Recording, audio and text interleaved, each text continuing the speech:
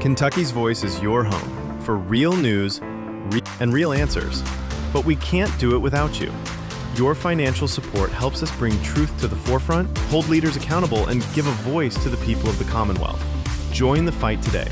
Give online at kyvoice.org or text KYVoice to 53555. Every gift makes a difference.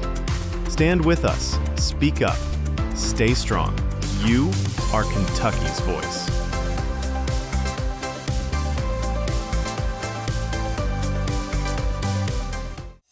Are you ready to stand for truth?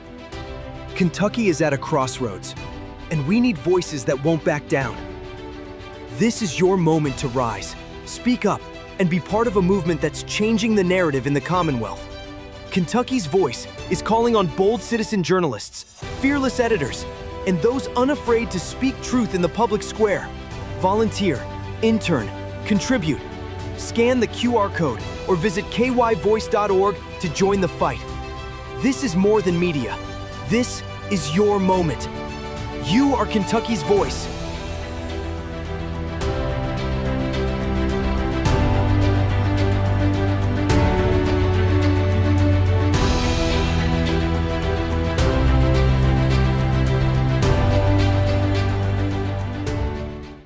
Open borders, shameful abandonment, disregard for human life, the prospect of more mandates and lockdowns, and the list goes on.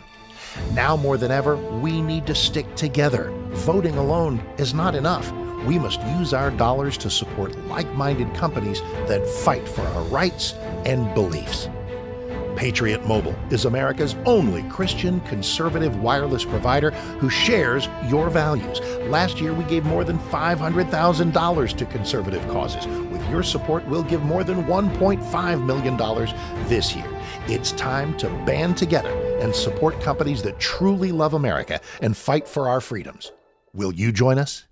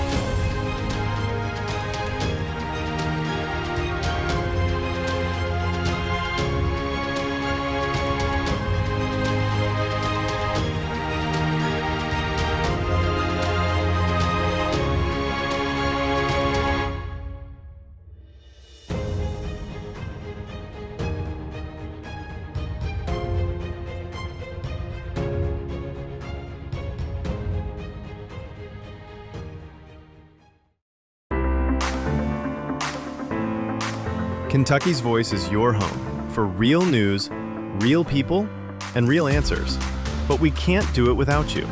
Your financial support helps us bring truth to the forefront, hold leaders accountable, and give a voice to the people of the Commonwealth. Join the fight today. Give online at kyvoice.org or text KYVoice to 53555. Every gift makes a difference. Stand with us, speak up, stay strong. You are Kentucky's voice.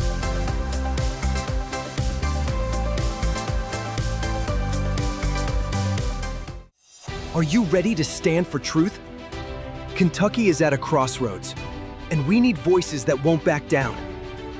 This is your moment to rise, speak up, and be part of a movement that's changing the narrative in the Commonwealth. Kentucky's Voice is calling on bold citizen journalists, fearless editors, and those unafraid to speak truth in the public square. Volunteer, intern, contribute. Scan the QR code or visit kyvoice.org to join the fight. This is more than media. This is your moment. You are Kentucky's voice.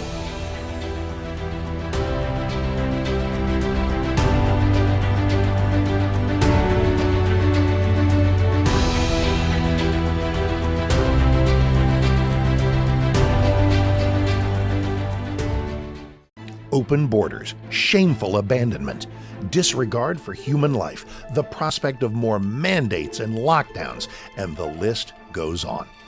Now more than ever, we need to stick together. Voting alone is not enough.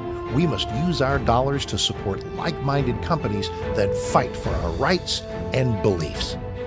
Patriot Mobile is America's only Christian conservative wireless provider who shares your values. Last year, we gave more than $500,000 to conservative causes. With your support, we'll give more than $1.5 million this year. It's time to band together and support companies that truly love America and fight for our freedoms. Will you join us?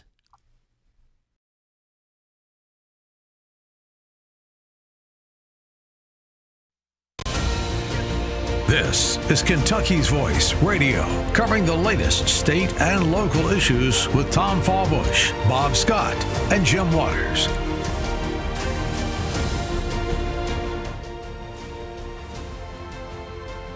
Hello, Kentuckiana. I'm your special host, Dr. Lance Pearson of the Kentucky Liberty Caucus, here on Kentucky's Voice. That's 9:70 a.m. right now. We're also streaming this on Facebook and YouTube if you want to find Kentucky's Voice for those streaming.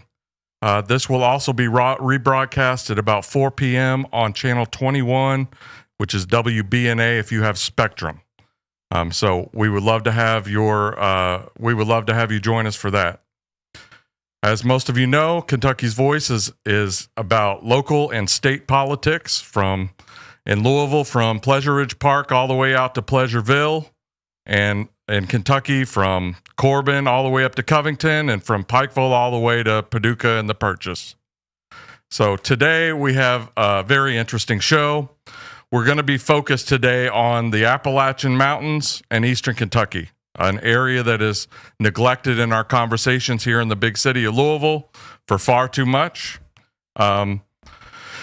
Basically, we want to focus on one of the most economically distressed regions of the United States. They've been stricken recently with some natural disasters and flooding that they're continuing to recover from.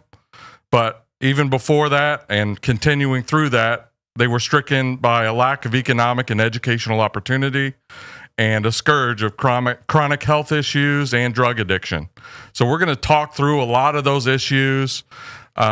We're going to be joined by State Representative Bill Wesley, who's kind of in the foothills of the Appalachian Mountains and who is going to be running for a Senate district that covers a lot of the areas that have been hit hardest by the economic distress that we're going to be talking about. We're not going to only focus on issues, though. We want to talk through some possible solutions and maybe some legislative ideas for how we can help put our focus as a state on improving some of the people that are in the greatest need, and basically stop wasting the human resources of this region of the state. The thing that I want to do on this intro is I actually want to just have a second to talk about all of the counties that are affected by this economic distress that Eastern Kentucky and the Appalachian Mountains are going through. The reason I wanted to do this is I think it's a fair bet that most of these 36 counties that are considered by the Appalachian Regional Commission as being in economically distressed conditions are never talked about whatsoever. It wouldn't shock me if there hasn't been a mention of most of these counties in Louisville or Lexington media over the last decade. So I want to at least name the counties that we're really focused on and trying to help improve the lives of the people there. Bath County, Bell County, who one of my guests is actually from, Breathitt, Carter, Casey, Clay, Clinton, Elliott, Estill, Floyd, Harlan, Jackson, Johnson, Knott, Knox, Lawrence, Lee, Leslie. I'm only halfway through. Remember, these are counties that are considered nationally as being in economically distressed conditions. All right, the rest of the list. Letcher County, Lewis, McCreary, Magoffin, Martin, Menifee, Metcalf, Morgan, Owsley, Perry, Pike, Powell, Rockcastle, Rowan, Russell, Wayne, Whitley, and Wolf. So you heard that long list of counties. This might be the only mention that those counties have had on local media in the last decade. And if you're not talking about it, then a lot of the state legislature isn't talking about it. That's something that we're going to address when we bring Bill Wesley on. Our format today is going to be the first segment, talking with Bill Wesley. The next two segments, I'm going to bring on my good friend, John Ross Marcus Cox, to discuss with Bill and I some of the issues about economic development in the region. And the last segment, we're going to talk about some crazy scandals and crime that has recently hit the news coming out of some of Appalachia. Come back after the break. We love having you on.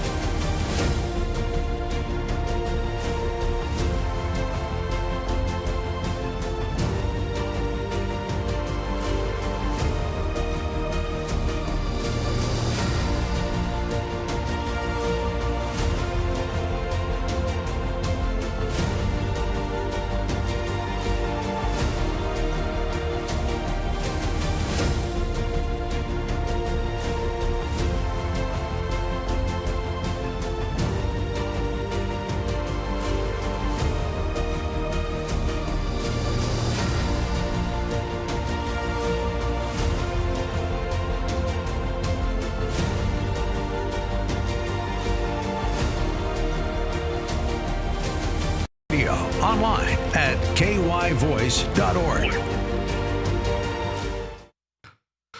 Welcome back. I'm your guest. I'm your special host, Dr. Lance Pearson with the Kentucky Liberty Caucus.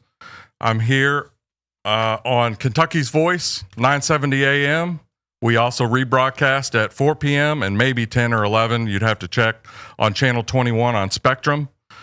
We also have a live podcast stream that's on both Facebook and on YouTube if you just search for Kentucky's Voice. For this segment, we're honored to bring on one of our long-serving state legislators, Bill Wesley. Bill Wesley is a former Marine. Okay, we just popped up a visual for the people that are streaming this online. You'll be able to see that, but you can tell by his crew cut that he is a former Marine. It looks like he was actually pulled off of a Marine recruitment poster. Bill Wesley has served in the state legislature as a House representative for the past 5 years, going on 6 years. And the thing that he's gained the most notoriety statewide for are his stances on social conservative issues. Bill, you pushed hard for a bathroom bill to keep men and boys out of girls' restrooms. Then he actually wound up confronting a transgender man, about 250 pounds, 6'4", dressed in a white sequined wedding dress, coming out of a women's restroom that had women and children inside it at the state capitol. Just wild stuff. So, Bill, what else would you like the people of Kentucky to know about your background? So I've been a chaplain for about maybe 12 years, 13 years. I pastored for 24. I chaplain on several departments in 5 counties. I love our veterans, but our foster kids. I try to stand for, family values, Christian values. Right. And I think that's very important where I'm from, being not just a conservative, but just a Christian. Right. And we was raised up with these morals and values, and I want to fight for that. Right. And so I know a lot of your platform, you're pro-God, pro-gun, pro-life, pro-self-defense, being a former Marine. Yes, sir. Yes, sir. One thing I want to focus on, just right off the bat, since this overall show is focused on Appalachia, can you just talk a little bit as a very religious man? You said you were a pastor for 24 years. You're currently a chaplain.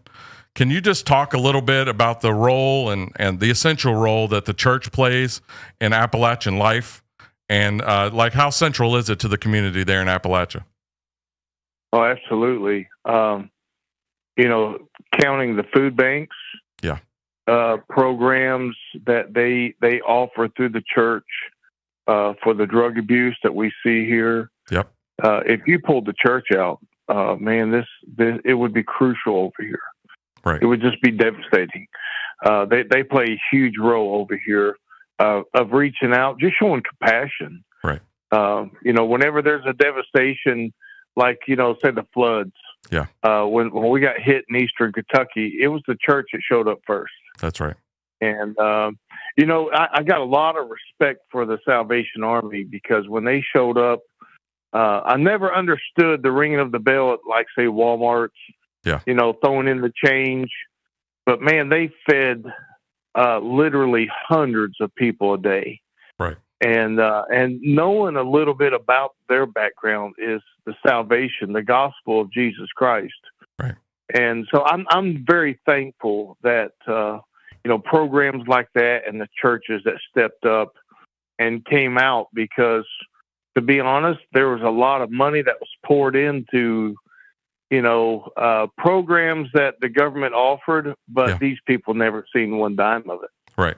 I had people sleeping, Dr. Pearson, on the railroad tracks in Breathitt County. Right. That's They crazy. had their families in tents, and to neglect that, I don't see why. The neglect has been so huge over here. I just don't. I don't get it. Right. And so, and we'll get into this more in the next segments when we talk about economic development. But how have you seen? How have you seen the church basically changing over the last 2 decades as the coal jobs have left, as opioids have moved in, all of the struggles that are going on in Appalachia? Like, how have you seen the role of the church change? Are you seeing attendance grow, or are people becoming disillusioned and they're turning to drugs, and that's taking the place of church? Just basically, how has the role of the church changed over the last 2 decades where Appalachia has really struggled? Yeah, I see that there's people that's tired. Yeah. Because there's so many issues, and it just seems like we've been forgotten about so much over here. That's right. Some churches have grown. Yeah. They have grown. And then some has wilted away because of, just people want to go other places. And, you see the neglect in a lot of places that a lot of people don't want to get on board anymore. Listen, I this is what you'll hear. I've helped them and I've done this, and it just seems like there's no fruit that comes out of it. Right. But, you got some that keeps pushing, and they're not going to give up. I got some good friends up there in ministry. Yeah. They have never stopped, and I don't believe that they'll ever stop. And I'm glad for that, because, we got a work to do. Yeah. And Jesus said, "Who shall endure to the end, the same shall be saved." We got to have endurance. We got to have that, right. To be, having a heart that we're not going to give up. Right. Okay, let's transition a little bit. You are planning on running for a different office this next cycle. It was a surprise to many people, but you've been a House rep for the last 5 years, going on 6. This next cycle, you're planning on running for Senate to cover a bigger area. So tell us a little bit about that Senate district. It extends both from your current counties, which include Powell and Estill County, but all the way, continuing on eastward and then down, including Perry and Magoffin and Leslie and Wolfe counties, right? So what are some of the legislative priorities that you are going to pursue if you are elected, and what are you running on? How are you going to try to help improve that region? Yeah, so real quick, I would have never decided to run in anything unless the Lord dealt with me. Right. And that's how I began to run in as a state representative. Got a little experience under my belt, especially with you and John Cox being up there, running some good bills. So now, as I've increased in a little bit. The Lord dealt with me to run for Senate, and nothing against anybody on that end. I just see the neglect so much in my area. Right. I believe I could do a better job. I'm running 9 counties.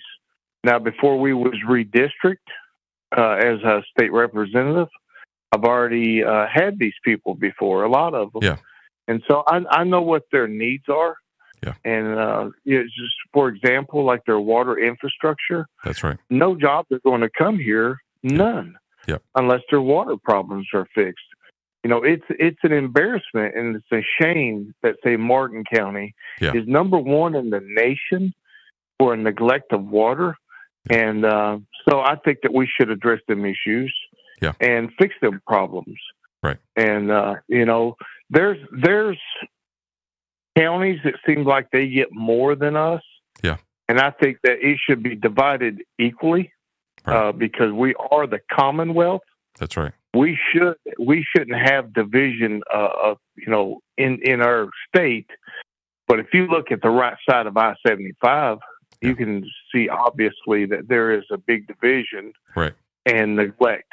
And so I want to be able to reach out and work with my local officials and my churches. Right. And you know, I've preached as not just as a pastor, but evangelist up in the mountain area for many years. Right. And so I've, you know, learned their areas in a good way. Right. Okay. So, I mean, and there's no disputing when you're one of 38 senators, you have a lot more influence and you get to deal with more counties and more issues than you do as one of 100 in the House. So that's easy to understand. Can you talk a little bit and you alluded to this already, but how do you feel that Eastern Kentucky is dealt with in the legislature? Does the legislature give enough attention to those areas of our state rather than, say, the Golden Triangle or along the interstates? Yes, sir. I feel like we have been left out in a lot of ways. Yeah. I believe that this next session coming into the budget is going to be different. I hope so. I believe our leadership has had more of attention in Eastern Kentucky. There has been more stuff delivered as leadership abilities and chair positions, vice chair positions given to the Eastern Mountain people that have a stronger voice. Right. And so I believe it's going to be different this session. Okay. All right. Right after this break, we're going to pick up my good friend John Ross Marcus Cox to talk about economic development along with Bill Wesley. Stay tuned and come on back.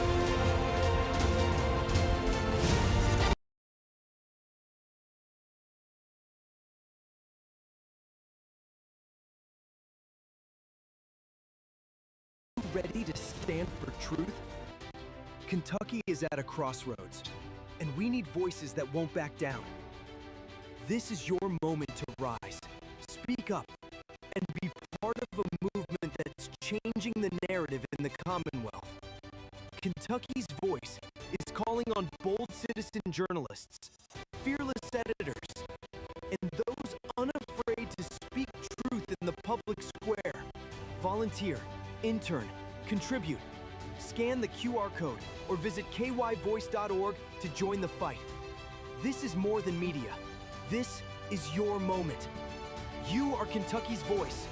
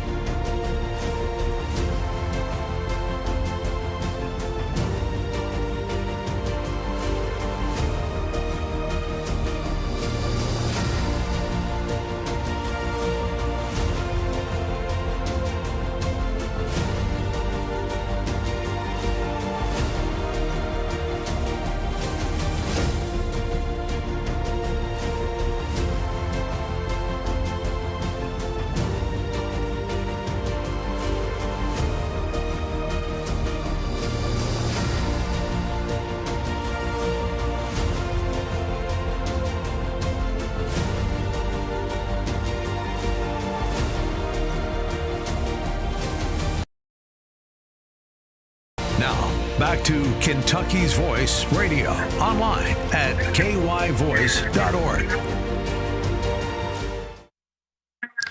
Welcome back. I'm Dr. Lance Pearson, your special host on Kentucky's Voice. We're on 970 a.m. until noon. We will rebroadcast on Channel 21. That's on Spectrum. If you have Spectrum, that's WBNA at 4 p.m. and maybe 10 or 11. You just got to check. And then we're also live streaming this on YouTube and Facebook. You can find these videos later on the Kentucky's Voice YouTube channel. All right.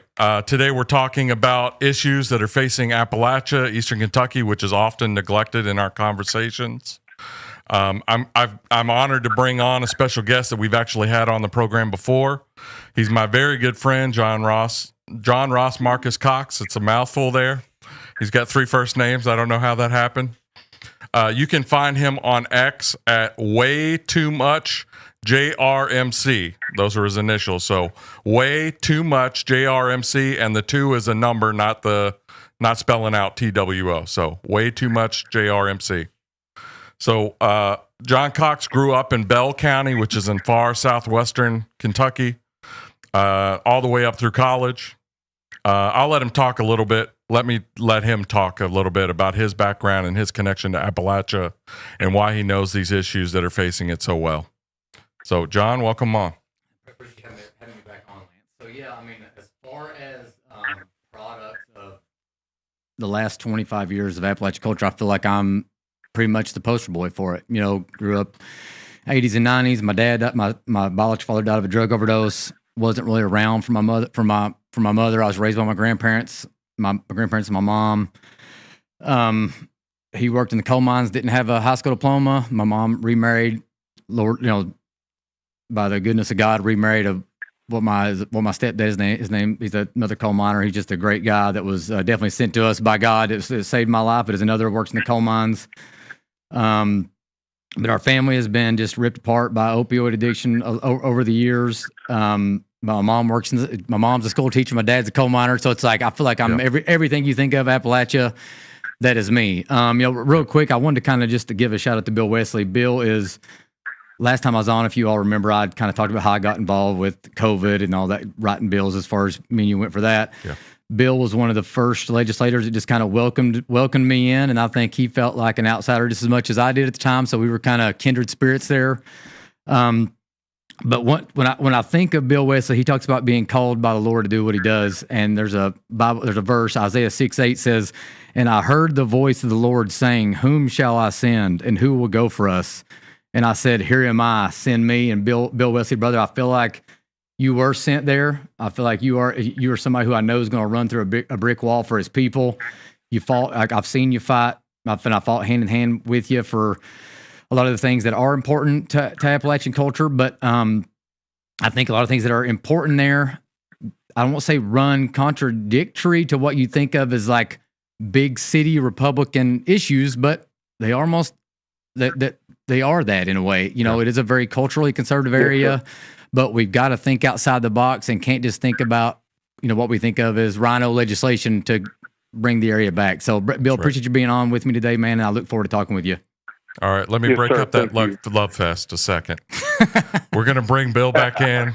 So Eastern Kentucky's lagged behind the rest of the state economically, really for all of our lifetimes, but even going back farther than that, as far back as we can look. So why don't you talk a little bit, Bill, about what your ideas of what the lack of economic opportunity that we see, what has caused that in Appalachia, so that, I mean, if we want to fix something, we got to first identify what the problems are and what the issues are. So what are the biggest issues hindering economic development in Eastern Kentucky, in your opinion, Bill? I think it's the coal industry. And I will say this, if it's all right, Mr. Pearson. Yes, sir. Riverview Coal, Western Kentucky, their coal comes out of the mines. You'll never see a big pile outside where they're at, but the coal goes 4.5 miles on a conveyor belt out to a barge. Yeah, that barge will go to Louisville, and our own enemies will come in and buy up our coal. And it saddens me that we can sell our coal to other countries, but we can't use it here in the United States. Yeah. But I'm very thankful that I'm hearing good news that the coal industry could be coming up a little bit because of President Trump. That's right. And so I'm looking forward to that hitting Eastern Kentucky. Yeah. So, I mean, really, there was a huge decline in the amount of coal-related jobs that happened about 20 years ago. Most of that was due to federal regulations that are still kind of hampering, environmental regulations related to coal. And so, John, can you talk a little bit about like what you think the effects of the loss of all those jobs did to Appalachia? Yes, I know we have a large listener base up here around the Louisville area, and I want everybody to kind of think about the culture that you see around like the Ford plant. The Ford truck plant. I mean, the coal industry was very similar to that. The people that work in these coal mines, my stepdad included, I want to make sure and give him a shout out because he's in Harlan County right now running that grader and loving everything about it. But it's very similar to that. It's their identity. Yep. I mean, I live up here now, but I still consider myself a coal miner son, and so when you lost that, you lost a lot about, the expertise. You had an area where people maybe weren't making the wages they deserved, and we can talk about that a little bit on why I think that's still the case. But the fact that they loved what they do, they knew what they were doing, and they knew that a very few number of people in the world knew how to do it. Right. And so when you lose that, you lose a lot of your identity. And again, I've told you this before, Lance, coal isn't the only answer to the area, but I think when you take away a place's primary economic development engine and the thing that people consider part of their identity, you're obviously going to have ancillary effects, and then you're going to see the crimes of despair and the drug addiction and all that is just going to come along with it. Yeah. So I think that's the best way I know to explain it is just kind of looking at looking at the culture around the Ford plant up here. It's very similar.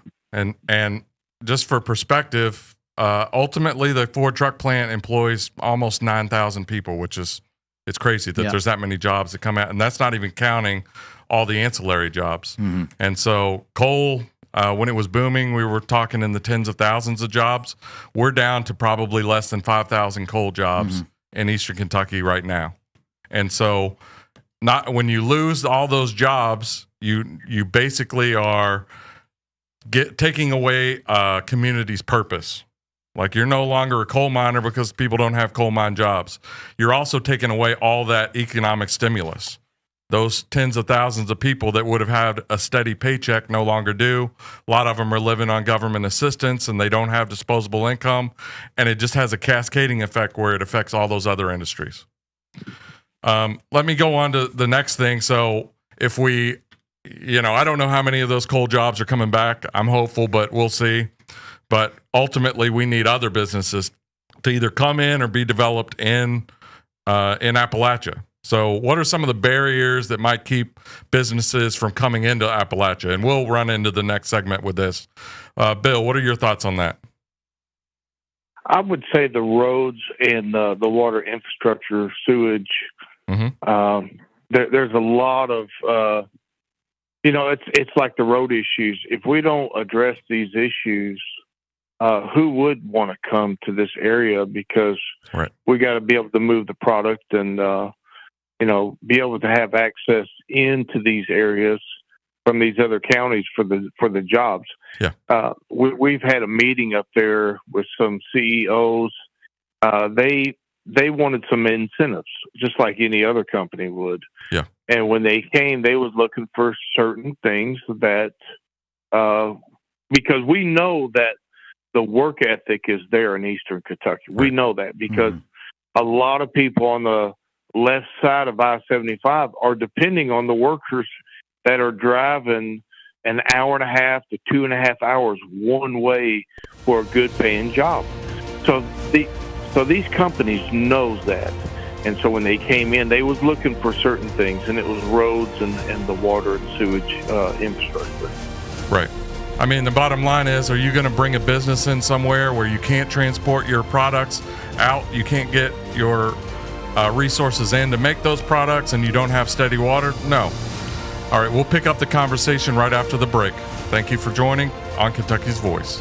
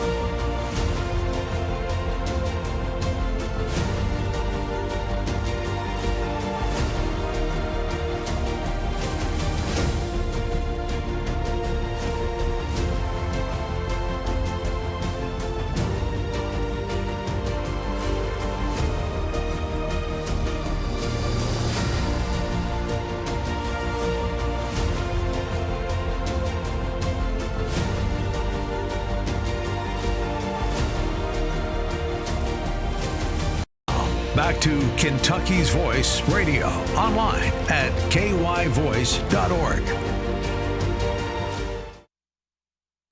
Welcome back. I'm Dr. Lance Pearson with the Kentucky Liberty Caucus here on Kentucky's Voice, 970 AM. I'm joined by State Representative Bill Wesley, as well as my good friend John Ross Mockers Cox. We're talking about issues affecting economic development in Eastern Kentucky. At the very end of the last segment, we talked a lot about infrastructure. If we don't have the infrastructure in place, how are we going to get businesses to move in? And so I just want to talk about two specific examples. The people of Eastern Kentucky have been promised the Mountain Parkway, basically turning a connection from the east into the Pikeville area into a 4-lane highway for a decade. In theory, some of that is finally getting completed in the next year or so. And then there's been a federal plan to possibly make an I-66 that runs all the way from Western Kentucky all the way through to Eastern Kentucky into Pikeville, connecting a lot of the existing roads and bridging those connections. That's been proposed for well over 20 years. And time after time, you just get excuses for why they're not happening. And so that's basically what I can understand, all the frustration that Eastern people in Eastern Kentucky have and trying to bring businesses in. I know one proposal for how we can boost economic activity in Eastern Kentucky is to have people that we now have a lot of remote jobs where people can live anywhere and they can do a job. Let's say in Silicon Valley, they could be living in Pikeville. There's nothing preventing that. You can work over the internet. But it turns out there are some things that are preventing that because we still don't have good infrastructure. So, Bill, what are your thoughts on that? The possibility of people coming in and enjoying the natural resources, and it's a great place to live in Eastern Kentucky, but maybe working remotely. What are some of the barriers there? We have some programs starting. It's like the Appalachia Mountain Trail Riding. Yeah. We are working with local officials trying to get counties joining to other counties. That way it would draw in extra people into the tourism part. Yep. It'll give opportunities for local residents to open up campgrounds on their land. Yep. People want that kind of outdoor visit from the city, if that makes sense. Yeah. We're trying to cut off, say, from northern, Ohio, coming in through Kentucky, taking I-75 south to go to Tennessee, with all their buggies and their side by sides. We can do something. We got a lot to offer here in Eastern Kentucky. We got a lot of good hunting, fishing, a lot of outdoor activities. Right. And I believe in the Red River Gorge. Dr. Pearson, we got the number one cliff hanging and climbing in the nation. And so people from all around the nation and even parts of the world will come in to the Red River Gorge. We got beautiful trout fishing down there. I mean, it's amazing. And so I believe if we could focus on a lot of the tourism, that would help Eastern Kentucky in a huge way. Absolutely. You bring in those tourism dollars, that's very important. And if you want people to move to your area, no one is going to move to an area unless they've been there before. You don't just blind, I'm going to move to Pikeville without ever seeing the place. So the first step to get people to move there and maybe work there, start a business there, is to get people to actually visit it. And it has so much to offer. I agree with you. I think there's at least the possibility that we could get Red River Gorge designated as a national park. And if that happens, you're talking like 1 million or 2 million people a year extra that will be coming to that area. Those dollars are coming into the area, and then all of the other natural beauty that's all over the Daniel Boone National Forest, all over Appalachia, really. You can connect those people to the natural beauty that we have and show what a desirable place it is. Some other things related to tourism is Kentucky has produced a ton of musical talent. I mean, just think of these names: Chris Stapleton, Tyler Childers, Keith Whitley, Patty Loveless, Sturgill Simpson, the late, great Loretta Lynn, I mean, just like country music superstars, arguably Kentucky and the Appalachian region has produced more of those than anything. And we do have a few festivals where we have a music festival here or there, but I know we give incentive programs to Louder Than what's the Bourbon and Beyond and Louder Than Life. I think here in Louisville we have these huge music festivals. Why can't we do something like that to draw people into Appalachia? Get some of these great artists to put on a performance there. Well, I'm going to interject just for a second. Yeah, I think ahead. that one thing it's like, Bill, this is something I want you to hear as well. The old adage that you don't know what you got until it's gone. Yeah. I think a lot of people from those areas, I'll talk about Bell County specifically, don't really understand how beautiful it is. Yeah. When you're there all the time, it's just what you do. You know, when you ride four-wheelers, it's just what you do. When you fish, it's just what you do. Being someone who was there for 25 years and then moved away, and now I'm living in the concrete jungle. Yeah. I've actually went back and, thank goodness for my wife on finding these things. But I go back to Bell County and Cumberland Gap. I don't think it's a national park, isn't like a national forest or something. But going back to Cumberland Gap and hiking those trails and going to Hensley Settlement and going to Pine Mountain State Resort Park, like it is just there's so much there. And I think that even our legislators maybe don't realize what it has to offer because we've been told our entire lives that we don't have anything to offer. Right. So it's hard to not internalize that. If you're a 50-year-old man and you've been told that Eastern Kentucky isn't good enough for 50 years, you kind of, even if you don't think you believe it, you probably got a little bit of that in you. And I think we do need to realize how beautiful it is.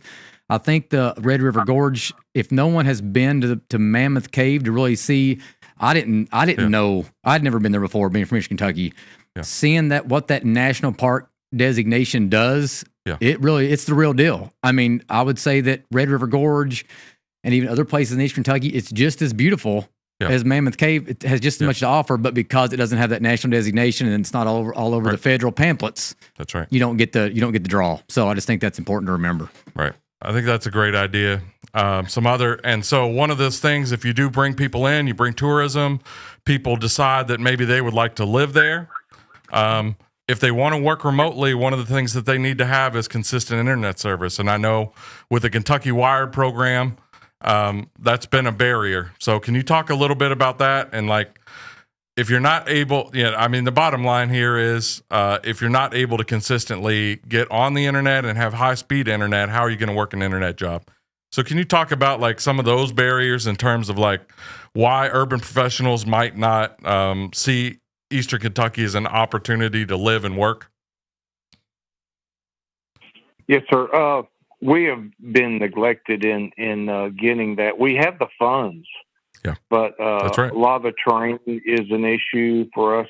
Getting some companies coming in here, putting in the infrastructure part of that. We all know that a business will be hindered if we don't have the internet, especially fast-paced.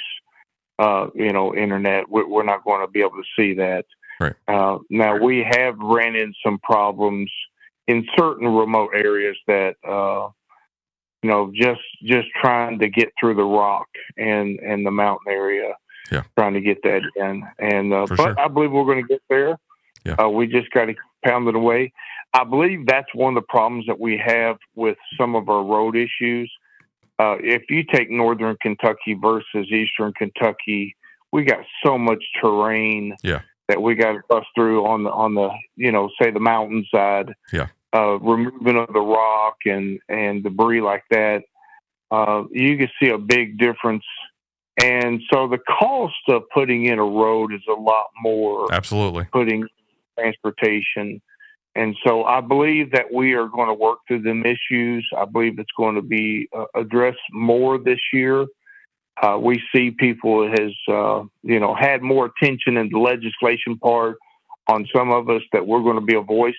As a senator, I believe that I will be the next senator for District 30. Yeah. I will be a strong advocate for Eastern Kentucky. Yeah, and we all believe that. Now, and one of the final issues that we want to talk about is when you're trying to boost your economy, it takes money to make money. We've always heard that statement. And one thing that Eastern Kentucky is definitely lacking is a lack of venture capital. And even our government systems and schools, there isn't a tax base to support a lot of programs there.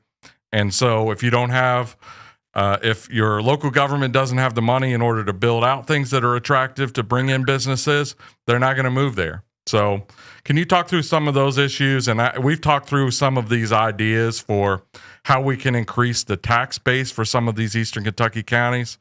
I know one was maybe giving tax credits for these bourbon warehouses to move into Eastern Kentucky.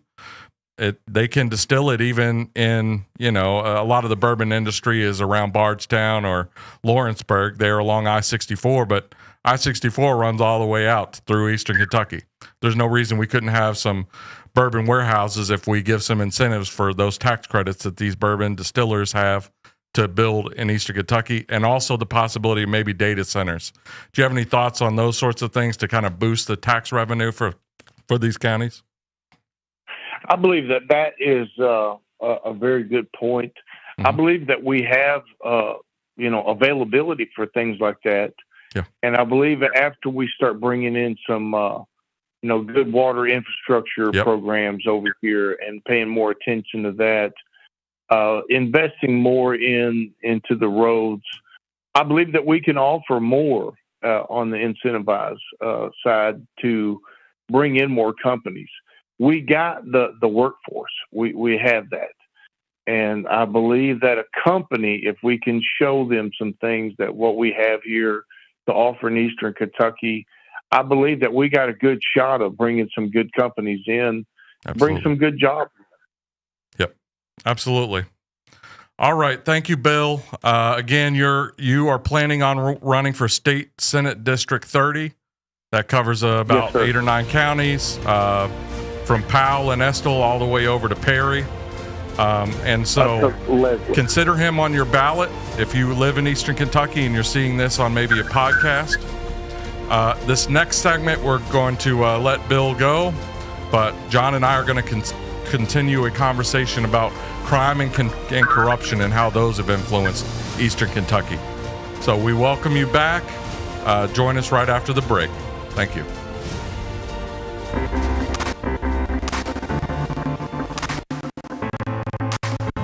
Kentucky's Voice is your home for real news, real people, and real answers. But we can't do it without you. Your financial support helps us bring truth to the forefront, hold leaders accountable, and give a voice to the people of the Commonwealth. Join the fight today. Give online at kyvoice.org or text KYVoice to 53555. Every gift makes a difference. Stand with us. Speak up. Stay strong. You are Kentucky's voice.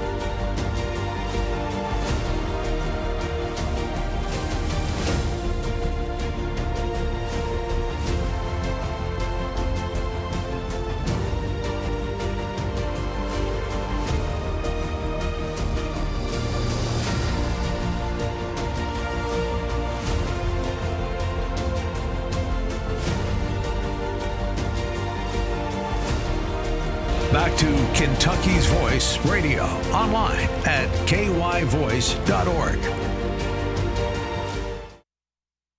Welcome back to Kentucky's Voice. I'm your special host, Dr. Lance Pearson with the Kentucky Liberty Caucus, here with my very good friend, John Ross Marcus Cox. We're talking through issues affecting Appalachia, a topic that we rarely encounter here in the big city.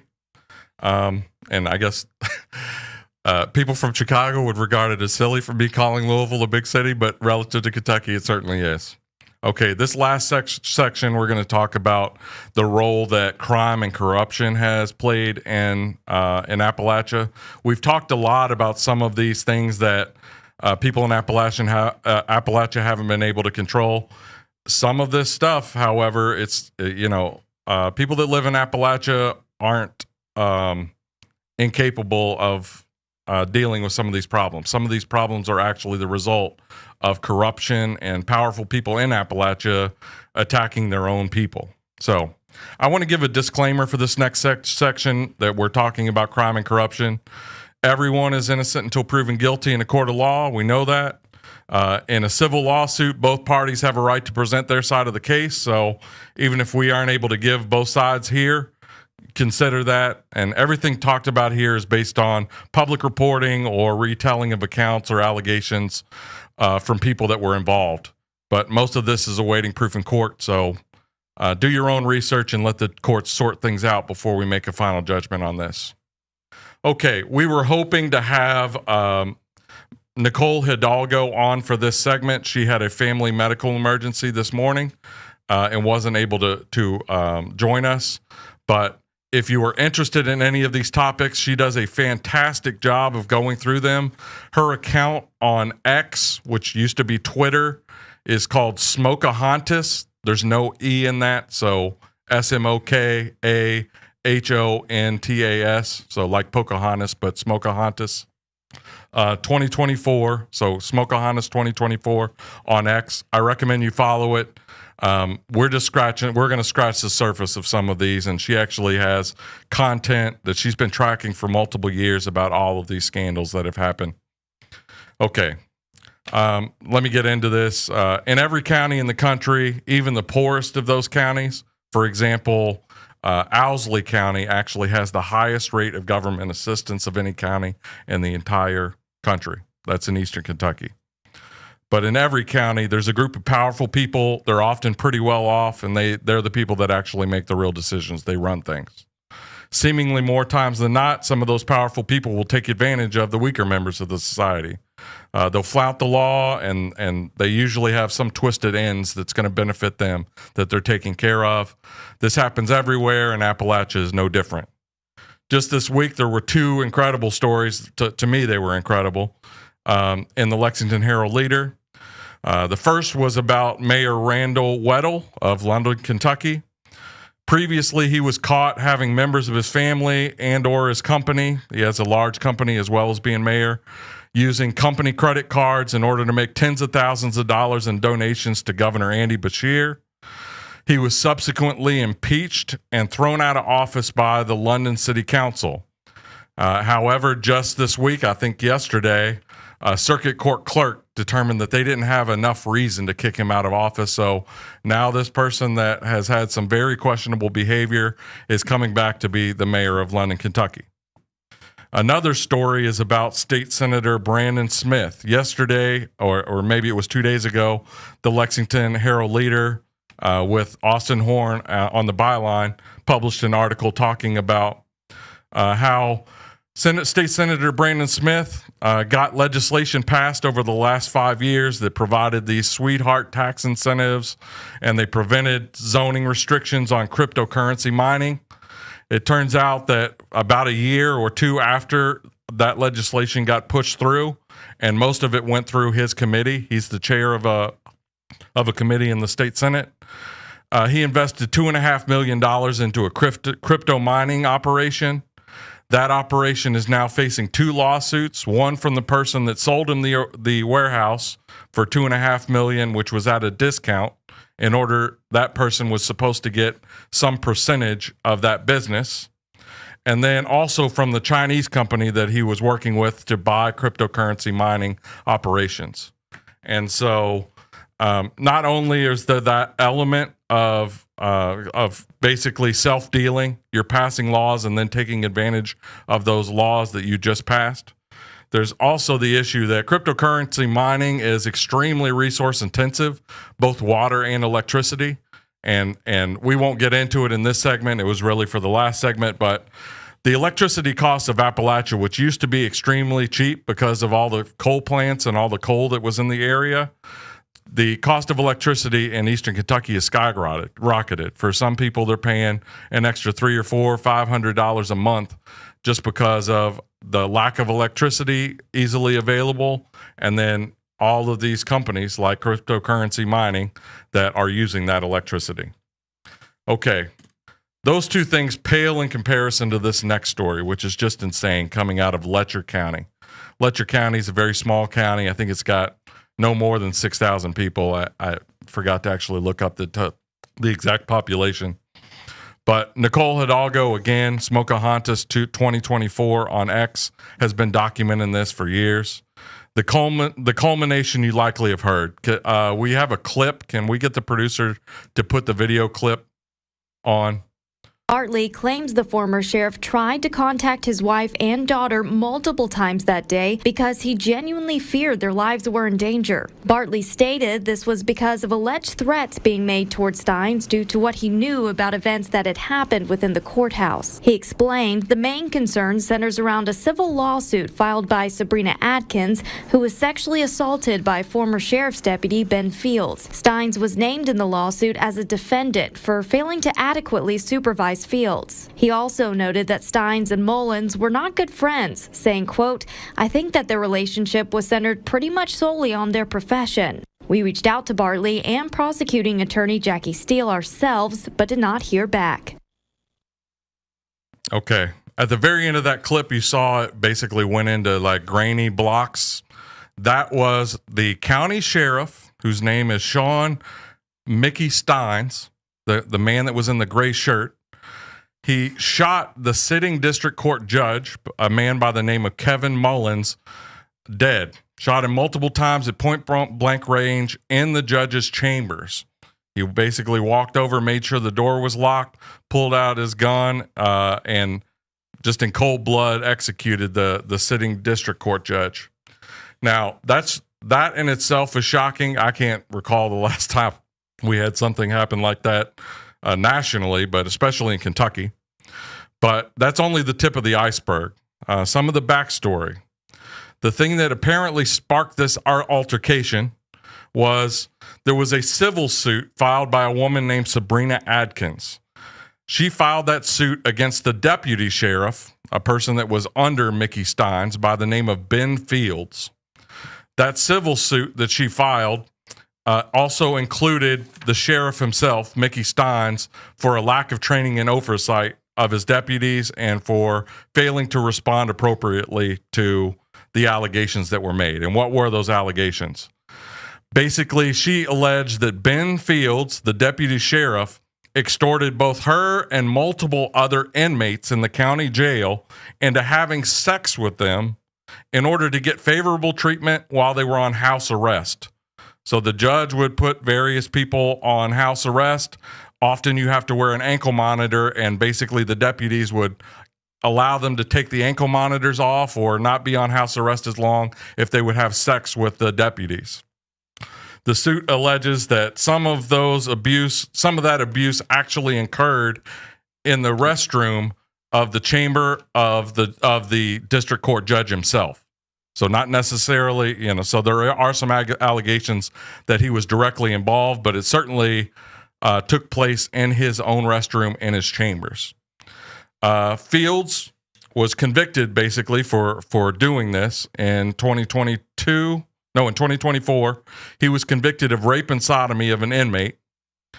Steins then alleged in the suit, there was alleged in the suit that Steins did not appropriately monitor his deputies, obviously, but then when the allegations were made that he actually was involved in trying to silence some of those witnesses. Steins had actually given a deposition in that case 3 days before the shooting occurred.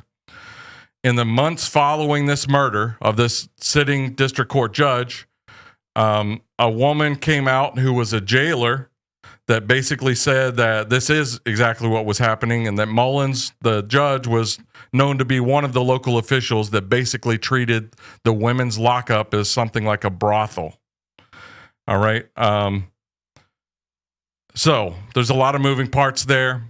These are the key players. District Court Judge Kevin Mullins was executed he was unarmed, and he was executed by the local sheriff, Mickey Steins. The deputy sheriff seems to be the biggest villain in this story. And again, these are just allegations. No one has been proven guilty except for Ben Fields himself for rape and sodomy. He spent 6 months in jail for that. Sarah Davis, who worked in the jail, came forward and corroborated some of these sex exploitation claims. It turns out, oddly enough, that Ben Fields' wife actually worked in that jail, and after all of this craziness, got promoted, and she now works with juveniles in the juvenile court. So insane. You want to add another element of insanity to this story. When the women were released out of those jails, they would go to a halfway house, to someone that was a rehab liaison. That person was actually a preacher by the name of Michael Clark. It came out that he actually had sent lewd videos of himself pleasuring himself to the various female inmates that were part of the halfway house in the rehab program. So. And Lance, what's awful about these stories is it takes they obviously deserve to get attention, and these victims deserve to get to see their people doing this to them to find justice, right? Yep. But what it does is it also reinforces stereotypes of the area, which I hate, because it's a beautiful area and I love everything about. And that's one thing I don't want the focus there to be on changing the culture there, because I love the small town feel of it. But it takes the eye off the ball of what's going to affect everyone. We go back to the Brandon Smith thing there with the sweetheart tax incentives and the preventing zoning restrictions and the cryptocurrency mining. It's similar to what was happening in Oldham County when those utility rates are going to affect everybody in the area, right? So it takes the eye off the ball there. So that's really one of the unfortunate side effects of it, is that that's what gets the attention as opposed to those stories.